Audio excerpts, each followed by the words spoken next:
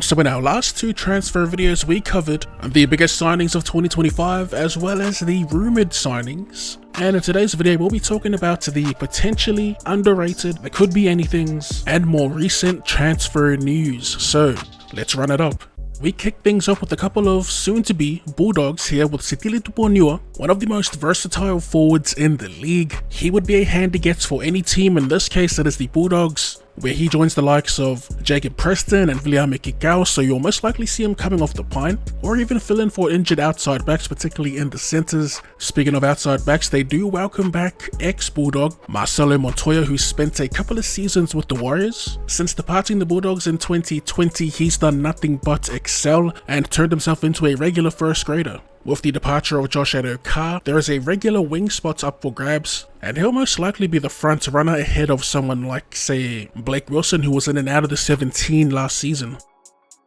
Next up, we have a trio of soon-to-be Dolphins here with a seasoned veteran leading the way, Daniel Saifiti. He brings a ton of experience, seeing as they've lost a lot with Bromwich's retirement. Form-wise, he hasn't been at his best due to injuries, but when he's fully recovered, he definitely has the ability to mix it with the best big boys in the league. Next up, we have another forward, and that is a young gun in Kulikefu Finefi Uiaki. With this Dolphins forward pack slowly aging and on the way out, you can see the logic in the signing, as guys like Felice Fusi, Bromwich, Nichols, they're like 32 to 34, so he'll be a future potential mainstay in the forward pack if he can play some consistent footy. He burst onto the scene at the Cowboys with his robust, hard to handle running style, and I'm hoping he can take his game to the next level at the Fins. And finally, the Fins have acquired young outside back Junior Dupo, who not quite the young rookie anymore with now 34 games under his belt. Junior might be one of the more underrated outside backs in the league. He can play centre and wing and possesses all the qualities of a modern day winger. He's super physical in his playstyle and has all the attributes to be an elite winger in the league. I wouldn't be surprised if he keeps Jackie Bostock or Jake Averillo out of the side next season.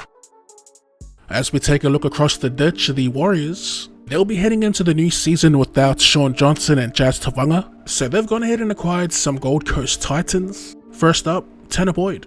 Now he is in a guaranteed mainstay 7, as they've still got Chanel Harris-Tavita, Tamaida Martin, Lukey Metcalf. There's a lot of players in contention for a playmaking jersey. In my opinion, of the bunch, Tanner Boyd might have a superior general play kicking game. He's also a handy goal kicker and can play a bit of hooker if need be. It'll be interesting to see if Webby has any long-term plans for him, or interesting to see how much game time he'll get next season, as I do think Tanner Boyd has the talent to be an elite playmaker in a league that quite frankly is short of them. As for the other ex-Titan, Aaron Clark, is pretty much a like-for-like swap for Jazz Tavanga.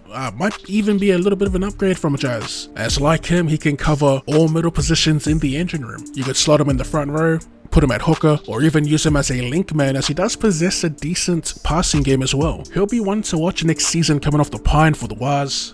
That's if he's a part of their plans, of course.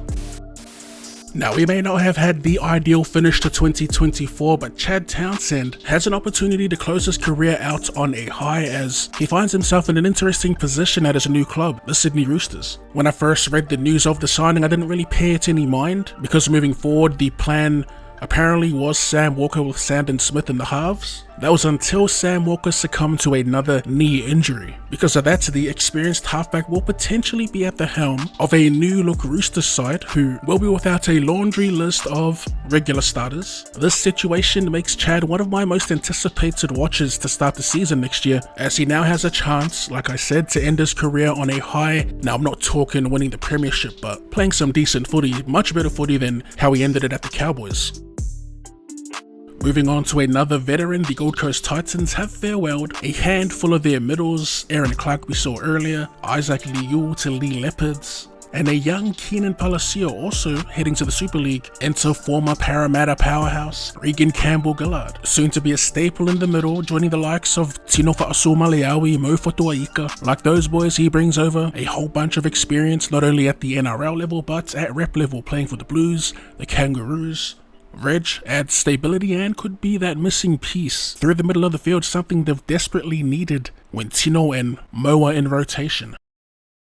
This is an interesting one. Jazz Tavanga to the Nrl Seagulls. Interesting because this is the Seagulls' only signing for 2025. Jazz Tavanga, who has been solid for the Warriors coming off the pine and has been one of the go-to impact players in the Andrew Webster era. He just hasn't been consistent. Maybe a change of scenery will do him good. Like others that have left the Auckland-based club in the past, his main attribute is that he can play anywhere in the forward pack, and I think he'll be tough to deal with coming off the pine as an impact mid with a unit like Nathan Brown. He actually has the talent to be as influential, in my opinion.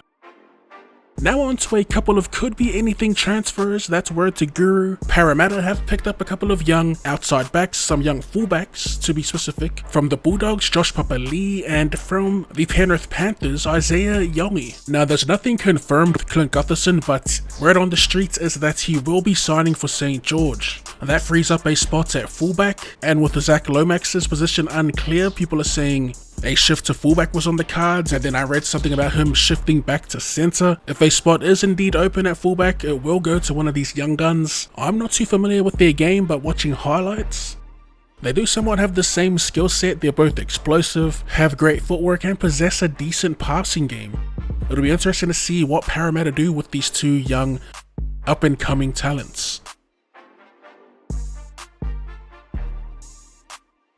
And we wrap up this list with a recent signing of Leo Thompson's twin brother, Tyrone Thompson. Hailing out of Muriwai, New Zealand, he joins the league as a rugby union convert with a decent amount of experience as a pro, playing in their domestic competition for Wellington and Hawke's Bay, as well as a 2-year stint in the Super Rugby, playing for the Waikato Chiefs. He's also played at rep level as well for the Māori All Blacks and the All Blacks 15. I believe that is their second tier All Black team. So yeah, I mean, if he turns out to be anything like Leo Thompson, then Newcastle just pack-a-punched their forward pack for the low. He's definitely another could be anything or a rookie to watch this upcoming season. And I think we're going to call it there for this transfers video. There's a lot of rumors and whispers going around the league at the moment with these off-contract players. We predicted that Ben Hunt will be playing somewhere else in 2025. It's unofficial where he'll play, but the next time we make this style of video, we'll probably be talking about that, because I feel like we covered pretty much all the major transfers. There are people that I didn't talk about that will probably get mentioned in the comments. These are the ones that really caught my attention though. If you did enjoy the video, be sure to run straight at that like button, and for more rugby league related content or more content in general,